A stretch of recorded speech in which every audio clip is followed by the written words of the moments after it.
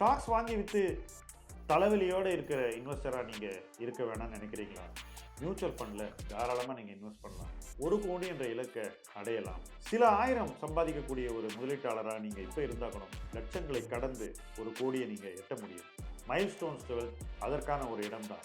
அது உங்களுக்காக தான் உருவாக்கியிருக்கோம். இந்த பிளாட்ஃபார்ம் மூலமாக நீங்கள் நிச்சயமாக 1 கோடி என்ற இலக்கை அடைய முடியும். ஒவ்வொரு மைல்களாக கடந்து 1 கோடி உங்களுக்கு வந்து சேரும். கீழே உள்ள ஃபார்மை ஃபில் பண்ணுங்கள், M2W சேருங்க, நிம்மதியாக இன்வெஸ்ட் பண்ணுங்கள்.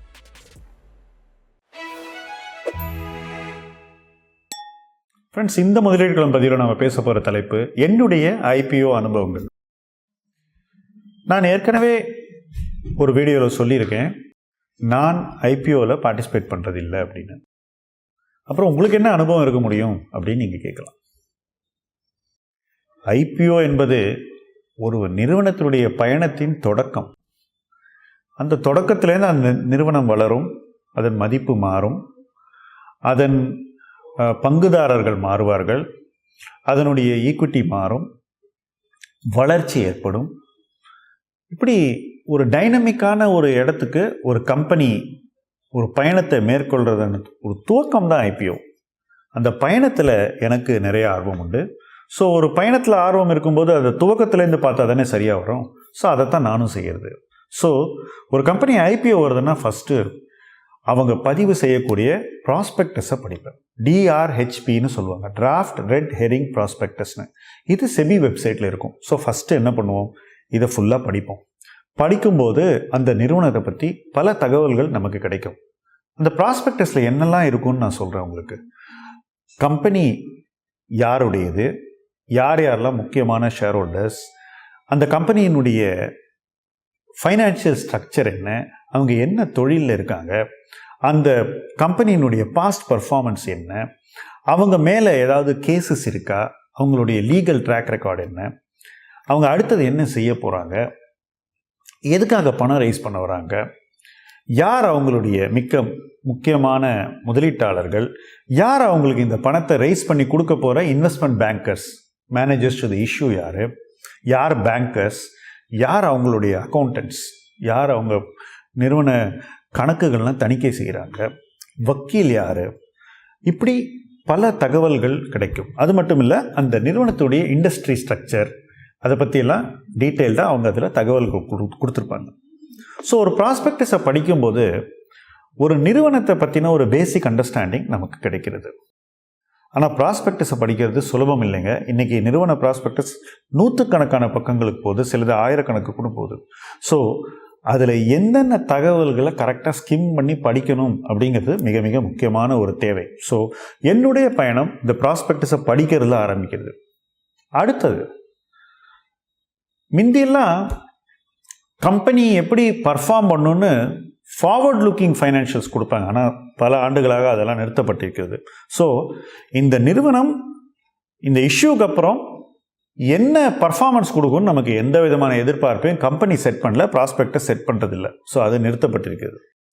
ஆனால் அந்த எக்ஸ்பெக்டேஷனை நம்ம செட் பண்ணணும். எங்கேருந்து செட் பண்ண முடியும்?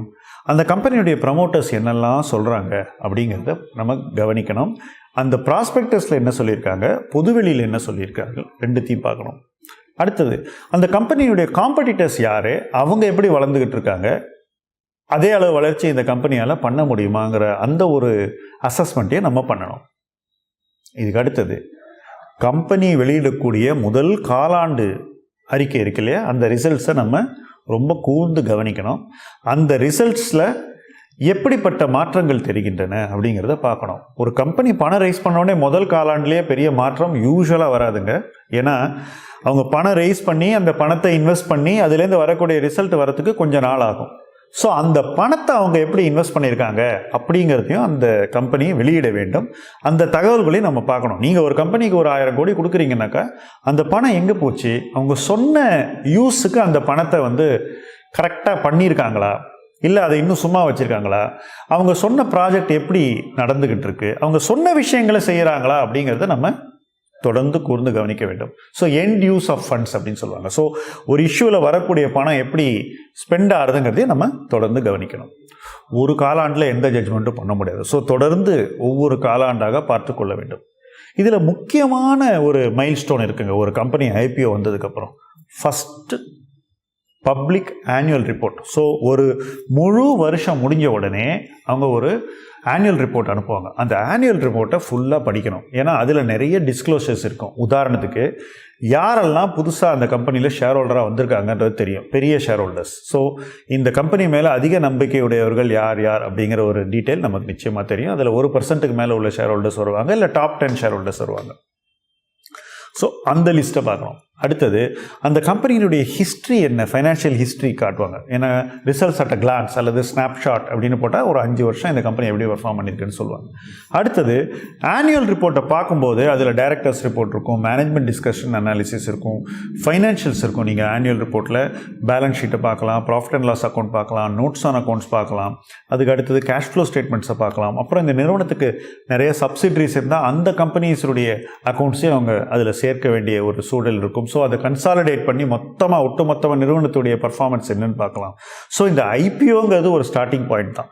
அதுக்கப்புறமா லிஸ்ட் பண்ணதுக்கப்புறம் அந்த கம்பெனி கொடுக்கக்கூடிய ஒவ்வொரு தரவையும் நம்ம பார்த்துக்கிட்டே வரணும். இது எங்கே பார்க்க முடியும்? நீங்கள் அந்த கம்பெனி எந்த எக்ஸ்சேஞ்சில் லிஸ்ட் ஆகிருக்கோ அந்த எக்ஸ்சேஞ்சினுடைய ஒரு புல்லட்டின் போர்ட்லேயே நம்ம பார்க்க முடியும். உதாரணத்துக்கு பிஎஸ்சினா பிஎஸ்சியில் அந்த நிறுவனம் சம்மந்தப்பட்ட எல்லா அனௌன்ஸ்மெண்ட்ஸ், கார்பரேட் அனௌன்ஸ்மெண்ட்ஸும் அன்றைக்கே வரும். அதே தான் என்எஸ்சிலையும். ஸோ நீங்கள் அதுக்கான அலர்ட்ஸை செட் பண்ணிக்கலாம். அது வரும்போது உங்களுக்கு ஆட்டோமேட்டிக்காக அந்த அலர்ட் வரும். அந்த அனௌன்ஸ்மெண்ட்டை நீங்கள் க்ளோஸாக வாட்ச் பண்ணி அண்டர்ஸ்டாண்ட் பண்ணி அதனுடைய முக்கியத்துவத்தை புரிஞ்சுக்கிட்டு நோட்ஸ் மெயின்டைன் பண்ணி அந்த கம்பெனியை ட்ராக் பண்ணலாம். ஸோ இப்படி ட்ராக் பண்ண ஒரு நிறுவனம் எப்படி இயங்குகிறது, ஐபிஓக்கு அப்புறம் அது வளர்ந்திருக்கிறதா அல்லது வளரவில்லையா, அதனுடைய ஃபைனான்ஷியல்ஸ் இம்ப்ரூவ் ஆகிருக்கா அல்லது இம்ப்ரூவ் ஆகவில்லையா, என்ன நடந்து கொண்டிருக்கிறது, அவங்க சொன்ன பிளான்ஸை அவங்க இம்ப்ளிமெண்ட் பண்ணியிருக்காங்களா இல்லை இன்னும் நிறைய செய்ய வேண்டியிருக்கிறதா, இதையெல்லாம் நம்ம புரிஞ்சுக்கலாம். ஒரு ஐபிஓ என்பதே ஒரு துவக்கம் தான். அதுக்கப்புறம் இதையெல்லாம் செய்யும்போது ஒரு நிறுவனத்தை பற்றின சரியான புரிதலும் பார்வையும் நமக்கு வருகிறது. என்னுடைய அனுபவத்தில் அந்த ஒரு புரிதலும் பார்வையும் வந்த பிறகு அந்த நிறுவனத்துடைய மதிப்பு நாம் எதிர்பார்க்கக்கூடிய ஒரு ஜோனுக்கு வந்ததுன்னா அந்த இடத்துல தான் முதலீடே ஆரம்பமாகிறது. ஸோ மற்றவங்கெல்லாம் வாங்குறாங்க, ஒரு ஐபிஓக்கு நிறைய கிராக்கி இருக்குது, நிறைய ஹைப் இருக்குது அப்படின்ற ஒரு காரணத்துக்காக நான் அப்ளை பண்ணுறதே கிடையாது. ஆனால் அப்படி ஹைப் இருக்கக்கூடிய ஒரு ஐபிஓவை தொடர்ந்து கவனிச்சுக்கிட்டே வரும்போது ஏதோ ஒரு காலகட்டத்தில் எனக்கு அந்த நிறுவனம் மீதான ஒரு நம்பிக்கை அதிகரிக்கிறது. அந்த நிறுவனத்துடைய மதிப்பு எனக்கு ரொம்பவும் பிடித்து போகிறது. இந்த மதிப்பில் வாங்கினா நான் நிறைய லாபம் சம்பாதிக்க முடியும்ன்ற ஒரு அசஸ்மெண்ட் எனக்கு வரும்போது அந்த இடத்துல தான் நான் அந்த நிறுவனத்தில் முதலீட்டாளராக நினைக்கிறேன். அந்த ஒரு நகர்வே அந்த இடத்துல இருந்தால் ஆரம்பிக்கிறது. ஸோ ஐபிஓங்கிறது ஒரு ஆரம்பம். ஆனால் முதலீட்டு பயணத்தின் ஆரம்பம் இந்த இடத்துல தான் எனக்கு வருகிறது. ஒரு ஐபிஓக்கும் இந்த இடத்துக்கும் 6 மாதம் ஆகலாம், 1 வருஷம் ஆகலாம், 2 வருஷம் ஆகலாம், 5 வருஷம் ஆகலாம். ஆனால் அது நடக்கிற வரைக்கும் தொடர்ந்து அந்த நிறுவனத்தை நம்ம ட்ராக் பண்ணிக்கிட்டே வரணும். ஸோ இதுதான் என்னுடைய ஐபிஓ பயணம். இந்த பயணம் தொடர்ந்து பல நிறுவனங்களில் நடந்து வருகிறது. இந்த பயணத்தின் அடிப்படையில் நான் என் முதலீடுகளை செய்கிறேன். எவ்வளோ நேரம் வெயிட் பண்ணனாலும் வெயிட் பண்ணுறதுக்கு நான் ரெடியாக இருக்கேன். ஆனால் அந்த நிறுவனத்தை தொடர்ந்து நான் ட்ராக் பண்ணிக்கிட்டே வரேன். இதுதான் என்னுடைய ஐபிஓ பயணம். இந்த வீடியோ உங்களுக்கு பிடிச்சிருந்தா ஐபிஓவில் இன்வெஸ்ட் பண்ணக்கூடிய உங்கள் நண்பர்களோடு இந்த வீடியோ நீங்கள் நிச்சயம் பகிர்ந்து கொள்ள வேண்டும். இந்த பயணத்தில் நீங்கள் எங்களுடன் தொடர்ந்து வர வேண்டும் என்பதே எங்களுடைய விருப்பம். முதலீட்டு களம் உங்கள் களம். நன்றி.